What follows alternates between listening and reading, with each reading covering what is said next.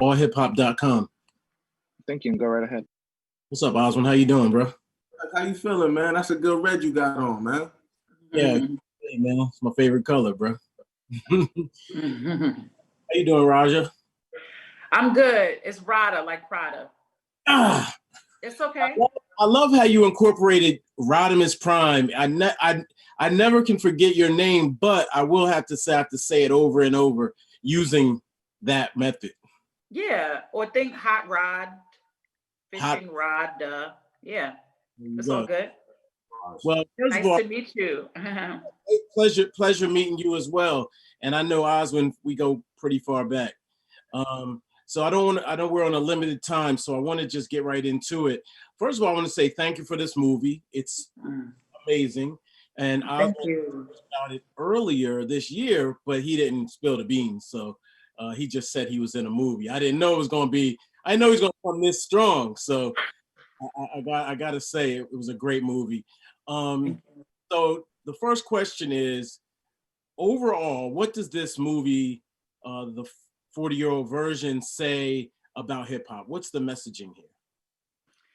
I think the messaging is that very much like Common's, I used to love her, you know, hip hop has gone through many changes, but at the end of the day, it still belongs to us, you know, it's ours. And when I say ours, I mean people who aren't necessarily in the prime of their youth. I know that the culture is usually associated with young people, but I feel like we've gotten to the point now where so many people have their hands on it. And I'm hoping that the film kind of represents us taking it back in a way. You know, one of the biggest compliments I've gotten on the film is that it feels like it takes place in the 90s. And I feel like at that time, not to sound like an old person reminiscing on the good old days, but it was when the art form was at its best because so many different voices were represented, you know, from the, you know, the native tongue to, you know, whatever. We just had so many different styles and different kinds of MCs. And so I'm hoping we get back to that, but the film is kind of my way of celebrating that diversity of New York hip hop voice. Definitely. And Oswin, you play a rapper. Well, you play a producer, real life rapper. Was that challenging in any way, playing a different discipline in the culture? Yes and no. Yes, because you know, I mean, like if you're an MC, you got that thing. You see other people rapping around you. You kind of want to speak your piece. You know what I mean? And that's very much something I'm familiar with. So to be able to tone that all the way down and then just observe, it was like deep down, I was just like, whoa, I got a 16. but it was cool to be able to, all right, cool. This is not the time for that. This is the role you playing, and it's I think it was also really, really cool to be able to differentiate that for myself. Like, oh wow, you don't. It was a life lesson. Like you don't always got to be that guy anyway. Right. You know. So it worked out. It was a life lesson playing this role for it. And how much of this movie is autobiographical? It merged. Seems like it melds fact and fiction. I'd say 75%. I have not actually personally choked a white theater producer yet. But a lot of it was inspired by my own life and my own frustrations as an artist. I did lose my mother. The difference between me and the character is my mom's been gone. October makes 7 years. And for the character, it's been just a year. So it's a much fresher wound, so to speak. But I was a MC and I still consider myself an MC since I was like 12 years old. I think the difference between this film and how hip hop shows up in other films like 8 Mile is, this is more like 2 Mile. You know what I mean? She's not going that far. She's not actually trying to win over a record exec or get plays on the radio. I think in the film, hip hop, as it was for me around the loss of my mother, becomes a meditation. Just another way for her to kind of get through her pain and adversity. And, you know, you saw the movie, it shows up in different ways. It's like a trap song on a car radio outside her window. It's a cipher in the basement of Arlene's grocery. It's a battle, you know, in the Bronx. And so it just kind of transforms to suit whatever the protagonist needs in the moment, you know? And so, you know, for me, that's what hip hop is for me. I'm not trying to be on anybody's charts. I don't know that I would be a part of a music festival. I do perform as Rodimus Prime, but that's more about like a smaller audience, a cabaret where I'm doing like comedy and hip hop, you know, but I'm just a person who loves the culture and hopes that the film in some way, you know, is like a love letter to New York and also a love letter to the culture. Yeah, it definitely is. I mean, I just loved it. It gave me that good feeling. Oh, thank you. Yeah, and then it also addressed gentrification, you know, some of those other issues that are present day.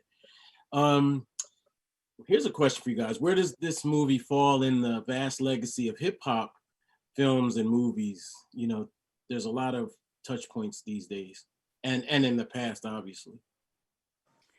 Well, I mean, you know, again, I came up in the 90s and, you know, remember films like Who's the Man, where like your favorite rapper would kind of drop in for a little cameo.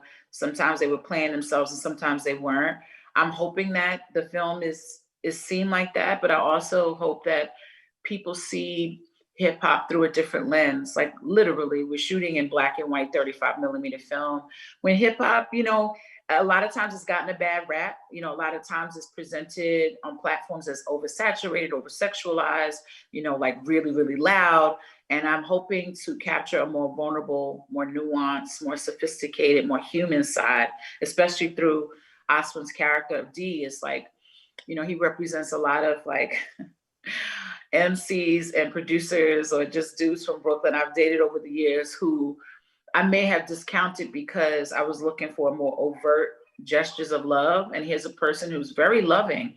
They just don't express it through words. It's through investment. There's a scene in the film, I was showing it to early audiences, and one audience were a group of editors that was very diverse. And they had this question about whether or not D and Radha had chemistry.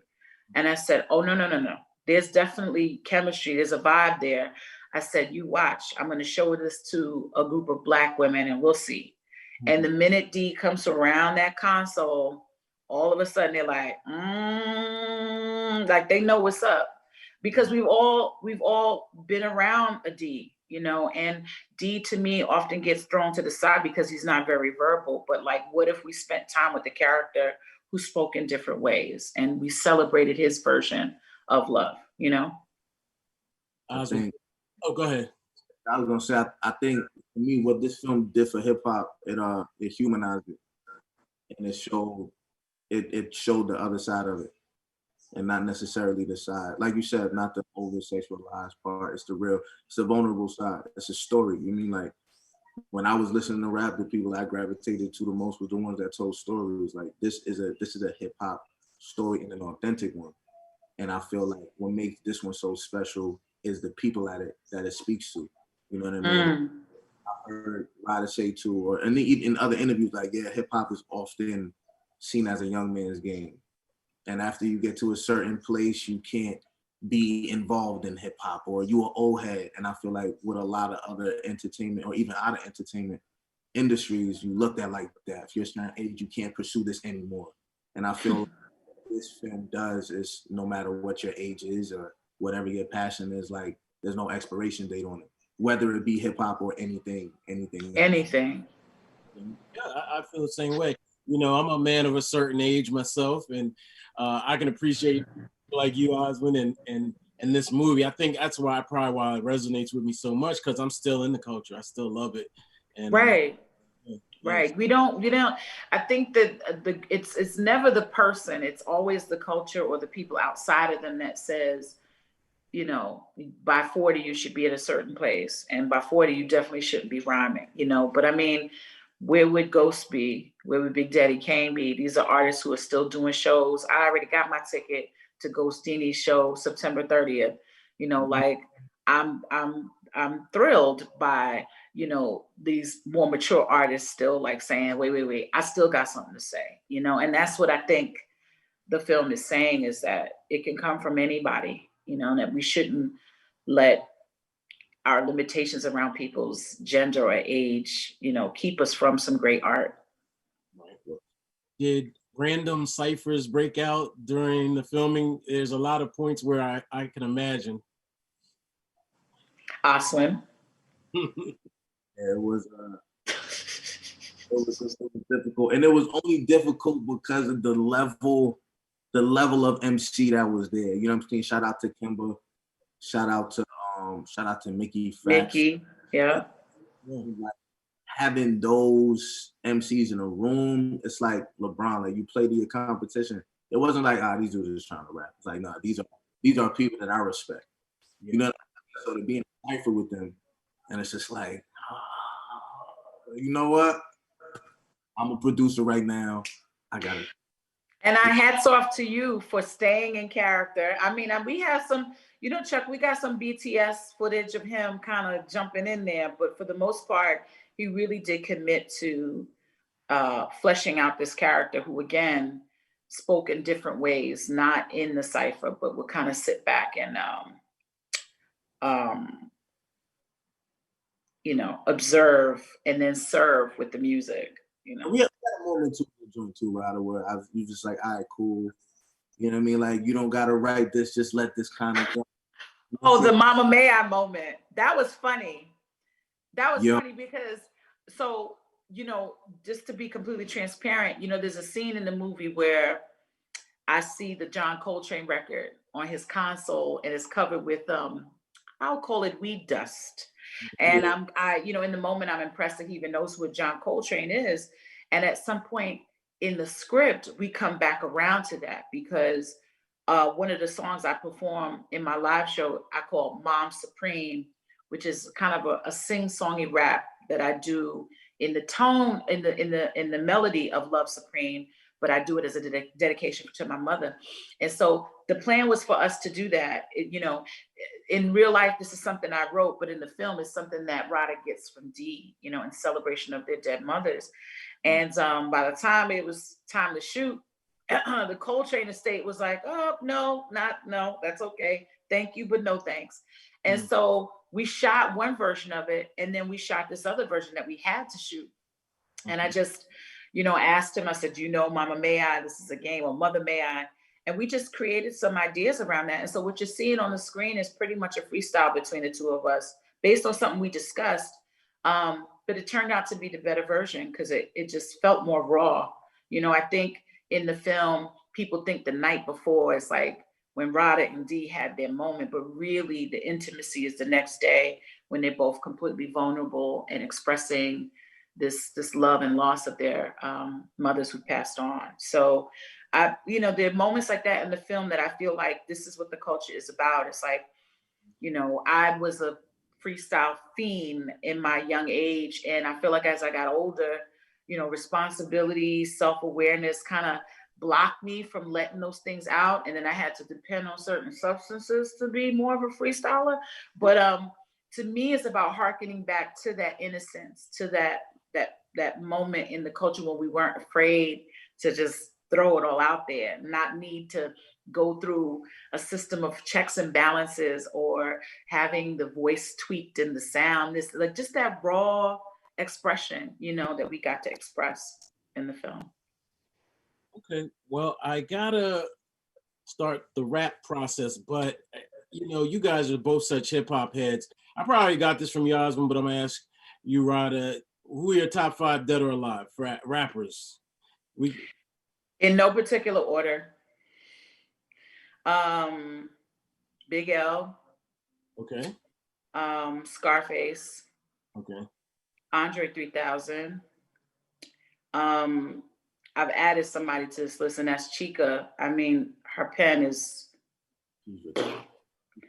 And Queen Latifah, because for many reasons. I put Sadat X on this list because, again, for me, it's not just about rhymes, it's about sonics. But the reason I have to put her on this list is she changed my life. When I was a young person, I've always been having a bigger body. I remember I was cleaning in the house, and was the tradition back in the day that we would watch Video Music Box after school with Ralph McDaniels, which I think he's still making this show. And it was on in the background. I was cleaning, and my mother's like, Radha, you gotta come here, you gotta see this. And it was Dana Owens, aka Queen Latifah, rhyming Latifah's Had It Up to Here, and I lost it because I'd never seen anybody who looked like me, talking like I talk on screen, and it changed my life. So she'll always be on my top 5. All right, Oswin, let's hear it. We gotta go with Hove, 100%. I'm thinking back to our conversation, but go ahead. Hove, Lupe, Mos Def. Wow. I'm gonna do Biggie, and I gotta throw Kendrick in there because of influence. Okay, that's what's up. I mean, do you not smell the age difference between us? Like, right, if there wasn't a question that there's 10, 15 years between us. It's because that's the beauty of the culture. That's the beauty of the culture. I love it. Those skills and that talent and that impact culturally. I have Chuck D from Public Enemy on my top 5. Yes. I'm talking about changing lives and things. That's kind of what you alluded to. Well, I want to just say, man, again, I know I've thanked you at least 3 times in this conversation. I want to thank you both. This was a great movie, bridges the gap. It kind of gives me a Spike Lee vibe with, like, if Spike Lee did a hip hop version of Rocky, like, I don't know if that makes sense, but it's felt like I'm rooting for you. Like, come on, let's do this. Awesome. Yeah. Any final words, any last statements imparting wisdom on anyone? I mean, there's so many things to talk about, including your mom. Condolences. Thank you. Life changing. Well, 2 things is I hope that people, New Yorkers, people who love the culture, see the movie and see themselves in it. And the other thing is I must have done something right, because you're somebody who I've admired throughout the years. One of our kind of cultural critics on the front lines where the culture is concerned, challenging it and defending it when necessary. And so the fact that we get to sit across from you with our film and you see merit in it means a lot to me. It means I did something right. Yeah. Oh, so you can follow me back on Instagram if you like. Oh, okay, I'll do that. Oswin, final words? 2 things, man. Purpose doesn't expire, and you can't miss what's for you. Yeah. Okay. Yes. Yo, thank you so much. Thank you, Chad. You have inspired me. I can't keep saying that because it's never too late. It's never too late. Both of whenever you're ready, we'll get that mixtape. Yeah. We'll call it, the 45 to 50-year-old version. We'll get it done. Yeah. Thanks a lot, John. Peace. All right. Thanks. Be safe. Take care.